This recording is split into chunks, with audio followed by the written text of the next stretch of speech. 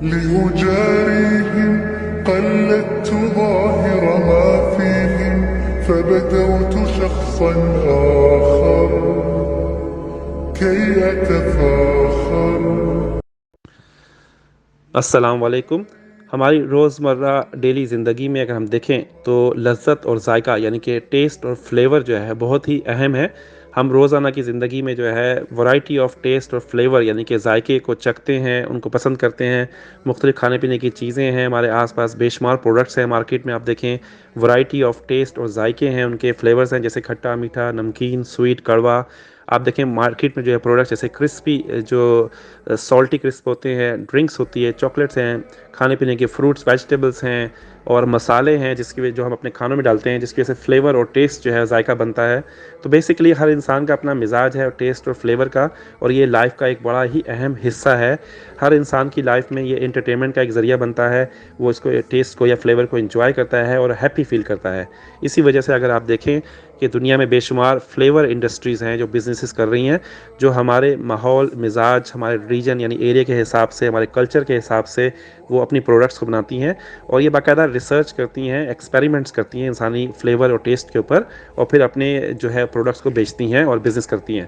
اب بات یہ ہے کہ ذائقہ یعنی ٹیسٹ یا فلیور جو ہے وہ ہے کیا. دیکھیں انسانی جو حواس ہیں یعنی سینسز جو ہیں، اس میں جو ٹیسٹ یعنی فلیور کا جو ذائقہ یعنی چکھنے کا جو ایک ہے پرسیپشن ہے، وہ انسان کی زبان ہے جو اس کا عضو ہے.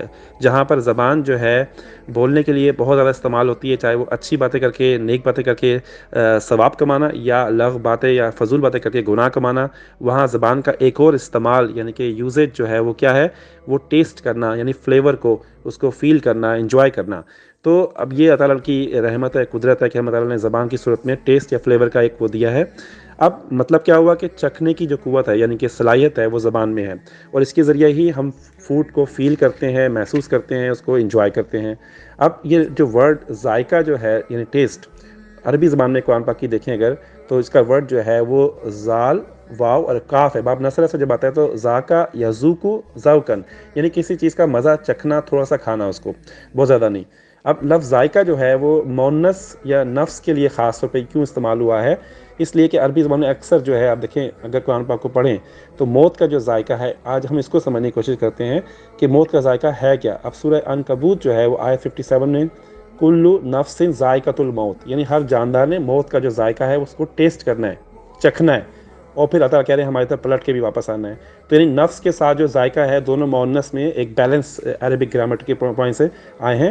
اسی طرح یہی جو آیت ہے یہ ڈفرینٹ انداز قرآن پاک میں آئی ہے، جیسے سورہ آل عمران میں بھی یہی بات ہے کہ ہر جان 185 آیت میں کہ ہر جاندار نے جو ہے موت کا ذائقہ چکھنا ہے. سورہ انبیاء میں دیکھیں آیت 35 میں بھی سیم بات ہے کہ ایوری پرسن جو ہے اس نے جو ہے وہ موت کا جو ٹیسٹ ہے وہ ٹیسٹ اس کو چکھنا ضرور ہے. اب ہر انڈیویجول یا سنگل پرسن یا نفس جو ہے وہ دیکھیں موت کو آلریڈی وہ ٹیسٹ کر رہا ہوتا ہے. کس طرح سے؟ اگر ہم اس پہ غور کریں کہ ہر سیکنڈ میں انسان کی جو باڈی کے سیلز ہیں وہ مرتے ہیں اور وہ نئے بنتے ہیں. یعنی کہ موت کا ذائقہ جو ہے کسی طرح سے انسان اندر اپنے سانس لینا یعنی کہ انہیل کرنا اور باہر سانس نکالنا، ایکسیل کرنا، اس صورت میں انسان جو ہے اپنے موت کے قریب ہوتا ہے اور اپنی زندگی کی طرف آتا ہے.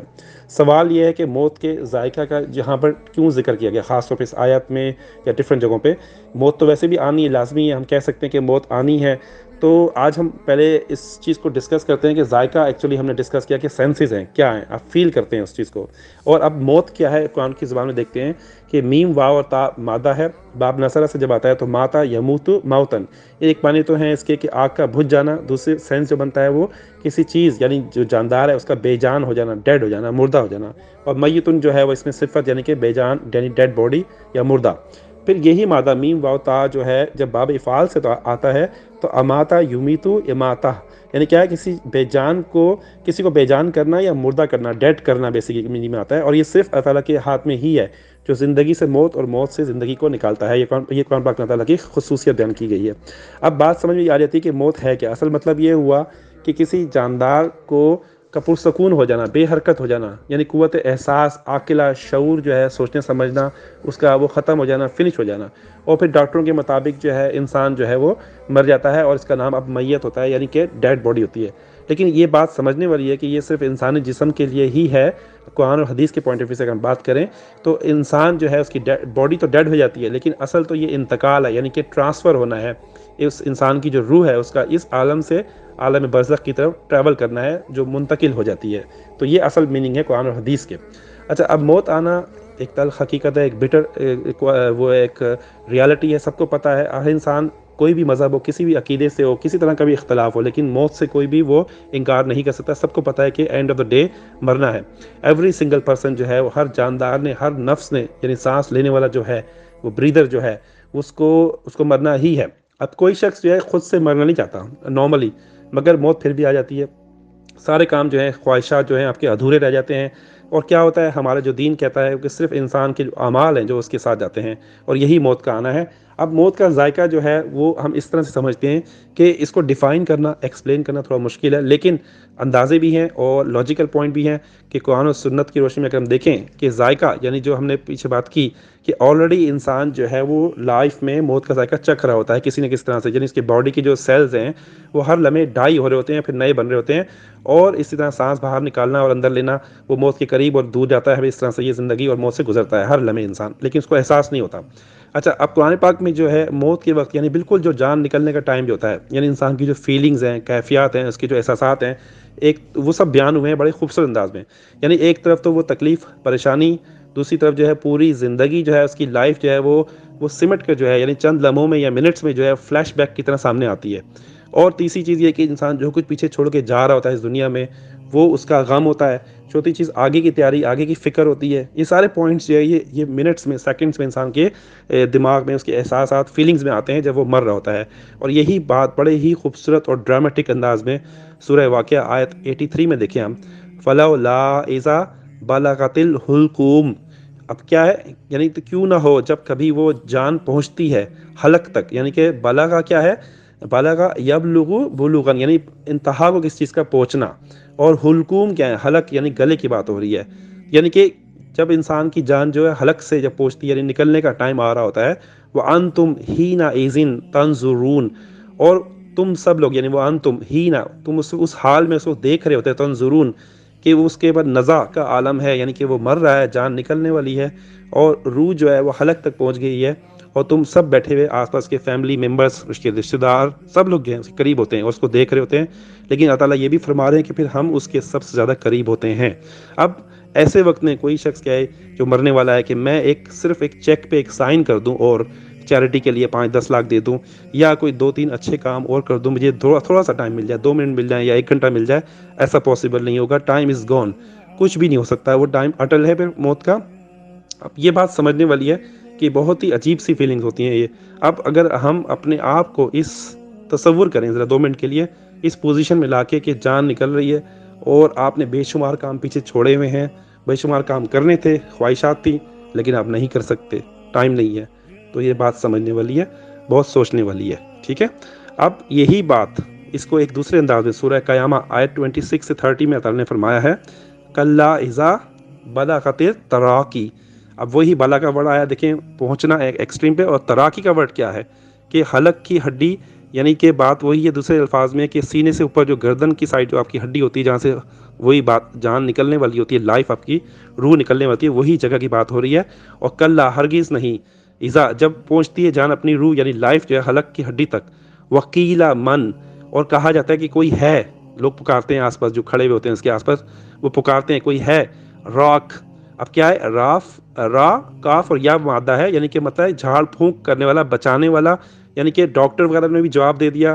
اب کوئی جھاڑ پھونک کرنے والا, کوئی بچانے والا, کوئی جادو, کوئی اس طرح کا بندہ ہو جو اس کو بچا لے, اس کی جان کو واپس ڈال دے.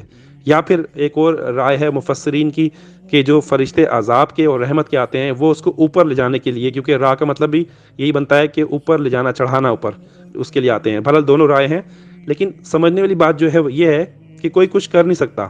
پھر اسی آیت کا اگلا پارٹ جو ہے وہ ظنّ انہ الفراق. اب یہ ظنّ کا ورڈ جو ہے انّا کے ساتھ جب آتا ہے, وہ ظنّ انہ کا مطلب کیا ہے کہ ظنّ سمجھنا, گمان کرنا, اور انہ کے ساتھ جب آتا ہے تو یعنی کہ اس کو شعور, یقین, علم ہو جاتا ہے کہ واقعی جو ہے یہ بات صحیح ہے. تو انہ الفراق, فراق کا مطلب جدائی, دور ہو جانا. تو وہ سمجھ جاتا ہے جو مرنے والا ہوتا ہے کہ اب میرا ٹائم آ گیا ہے, اب میرے جسم سے یہ روح کو نکلنا ہے, دور ہونا ہے, اور اب اس کو جانا ہے. اور پھر وَالْتَفَّتِ السَّاقُ بِالسَّاقِ, بہت ہی خطرناک ورڈ ہے یہاں پر کہ لام فا مادہ ہے, کیا مطلب ہے؟ والتفت الساق، مطلب کیا ہوتا ہے کہ یعنی کہ بنتا ایک چیز کو دوسری چیز سے ملا دینا، اکٹھا کر دینا. تو ساق کہتے ہیں پنڈلی کو، یعنی پنڈلی سے پنڈلی ملا دی جاتی ہے. یعنی جب وہ اس کی موت کی جو سختی ہوتی ہے اور تکلیف ہوتی ہے، پریشانی ہوتی ہے، غشی کا جو عالم ہوتا ہے، جو انسان کی تکلیف ہوتی ہے، اس کی ساری جو اس کو علم ہو جاتا ہے کہ ٹائم ٹو ڈپارچر، یعنی ٹائم ٹو گو ناؤ، اب نکلنا ہے، جو روح جو ہے نکلنے والی ہے، اس کے سامنے سے پردے ہٹ جاتے ہیں اور روح اب جسم سے الگ ہو رہی ہے. تو وہ اتنی سختی، پریشانی، شدت کی وجہ سے، خوف کی وجہ سے جو ہے پنڈلی سے مل جاتی ہے. اور یہ اس لیے بھی کہا جاتا ہے کہ عربی پوئٹری میں، شاعری میں آپ دیکھیں کہ جب کیمل یعنی اونٹ جو ہے وہ جب صحرا میں بہت ٹریول کرتا ہے تو اس کا جب پانی ختم ہو جاتا ہے تو اس کی چربی پگھل جاتی ہے، اور پھر اینڈ پہ وہ جب گر کے مرتا ہے تو اس کی ٹانگیں جڑ جاتی ہیں. اس وجہ سے انسان کو اس طرح سے کہا گیا ہے کہ الساق بالساق، یعنی اس کی بھی خوف، شدت سے، پریشانی سے، اس کی موت کی سختی کی وجہ سے اس کی جو پنڈلیاں ہیں وہ جڑ جاتی ہیں. تو بات سمجھ میں آتی ہے کہ انسان سمجھ جاتا ہے کہ میرا ٹائم آ گیا ہے، اب میرا جانا ہے، نکلنا ہے. اور پھر ساتھ ساتھ جو اس کی فیلنگز ہوتی ہیں وہ چند لمحوں کے جو میں نے بتائیں کیا ہوتی ہیں کہ جان نکلنے کے وقت بے پناہ تکلیف، درد، پریشانی، غشی کا عالم. ہر انسان کو جو ہے اس مرحلے سے گزرنا ہے. اللہ تعالیٰ موت کی تکلیف اور سختی سے بچائے ہمیں. اب یہ تو اللہ تعالیٰ نے بالکل خوبصورت اور ڈرامٹک اور بڑے ہی ڈیپ انداز میں انسان کی فیلنگز کو، موت کی سختی کو اور جان نکلنے کا جو پروسیس ہے پورا بتایا. اس کا اگلا پروسیس بھی یہ ہے کہ جب فرشتے جب انسان کی جان نکالنے کے لیے آتے ہیں تو دو طرح کے ہو سکتے ہیں. اب یہیں پر ہم ذائقہ یا ٹیسٹ کی جو بات کر رہے تھے وہ سمجھ میں آنے والی بات ہے کہ فار ایگزامپل اگر آپ سمجھیں کہ آپ کو کوئی خوشخبری سناتا ہے تو آپ کہتے ہیں میرا منہ میٹھا کرو، یعنی کہ مٹھائی، سویٹ لے کے آؤ. اسی طرح جب کوئی اچھا انسان جب مرتا ہے نیک، تو ایک تو یہ کیا تعالیٰ اس کی جو جان ہے بڑی، فرشتے جو ہیں اس کی جان بڑی آرام سے، سکون سے نکالتے ہیں تاکہ اس کو تکلیف نہ ہو. یہ بھی قرآن و حدیث میں ہے.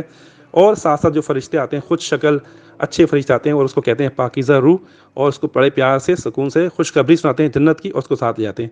تو لائکلی ہے، لاجیکل ہے، سمجھ میں آنے والی بات ہے کہ اس کا موت کا جو ذائقہ ہے، ٹیسٹ ہے جو، وہ میٹھا ہی ہوگا. یہ ایک سینس بنتا ہے.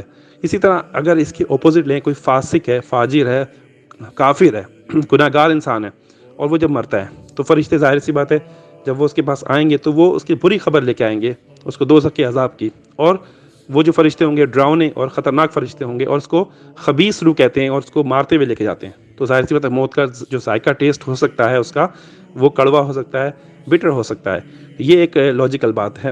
تو لیکن بات پھر بھی یہ سمجھنے والی یہ ہے کہ اصل بات یہ نہیں ہے کہ موت کا ذائقہ کیسا ہے کیا نہیں ہے. اصل بات یہ ہے کہ انسان جو ہے اس کو جو ٹائم ملا دنیا میں، اس نے کیا کچھ کیا اور کیا کچھ نہیں کیا، یعنی کیا کچھ اپنے لیے آگے بھیجا اچھا اور کیا نہیں بھیجا.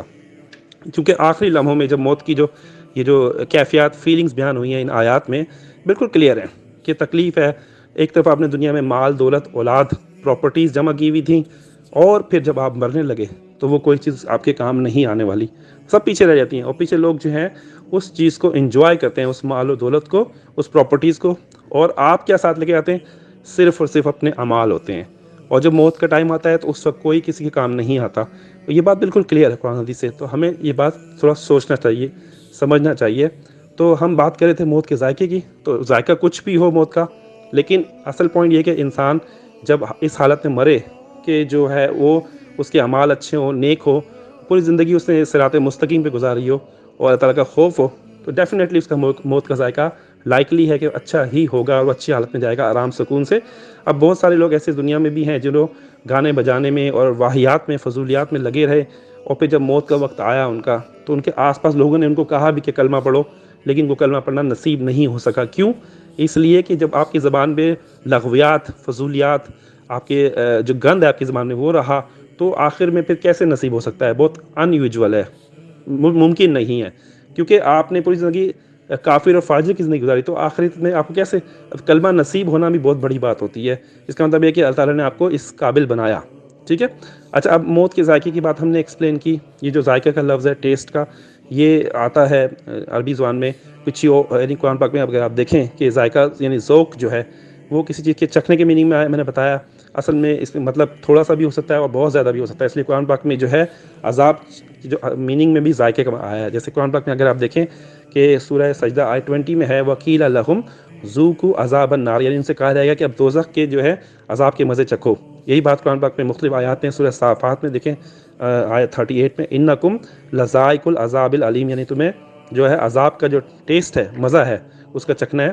اور سورہ تغابن آیت 5 میں بھی ہے اعمال کا عذاب کا مزہ، پھر آل عمران میں 106 میں بھی یہی بات ہے، پھر کچھ جگہوں پہ قرآن پاک میں اگر آپ دیکھیں کہ ذائقہ جو ہے لفظ رحمت یا نعمت کے سینس میں بھی چکھنے کے میننگ میں آیا ہے، جبکہ سورہ ہود جیسے کہ آیت 9 میں ہے کہ اللہ تعالیٰ نے کہا کہ ہم انسان کو جو ہے چکھا دیں گے اپنی طرف سے کوئی رحمت کا ذائقہ یعنی ٹیسٹ اس کو، تو یعنی ڈفرینٹ سینس میں بھی ہے، لیکن یہاں پر جو ہمارا پوائنٹ ہے سمجھنے والا وہ یہی تھا کہ موت کا ذائقہ جو ہے وہ ایکچولی ہے کیا، جو کہ ہم نے بڑے خوبصورت انداز میں اس بات کو ایکسپلین کیا ہے، کلیئر کیا ہے کہ اصل میں موت کا ذائقہ یہی ہو سکتا ہے، اور باقی اللہ تعالیٰ جانتے ہیں کہ کیا انسان کا کیا اس کے ساتھ اچھا ہے یا برا ہونے والا ہے۔ مین چیز جو سمجھنے والی تھی، جو سمری تھی وہ سارے پوری اسپیچ کی، وہ یہی تھی کہ انسان کا جب موت کا وقت آتا ہے تو کوئی چیز اس کے کام نہیں آتی سوائے اس کے جو اعمال اس نے زندگی میں کیے ہوتے ہیں، اور وہی اس کے ساتھ جاتے ہیں، باقی سب چیزیں پیچھے رہ جاتی ہیں۔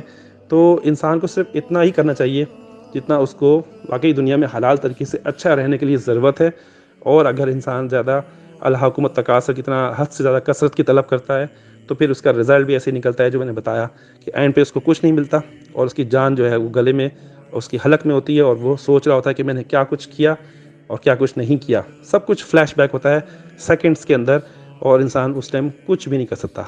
تو ہمیں بہت زیادہ سوچنا چاہیے اس بات کو، بہت ہی گہری باتیں سمجھنے والی ہے، لیکن اگر یہ باتیں سمجھ میں آ جائیں تو ہم بالکل تیر کی طرح سیدھے ہو جائیں۔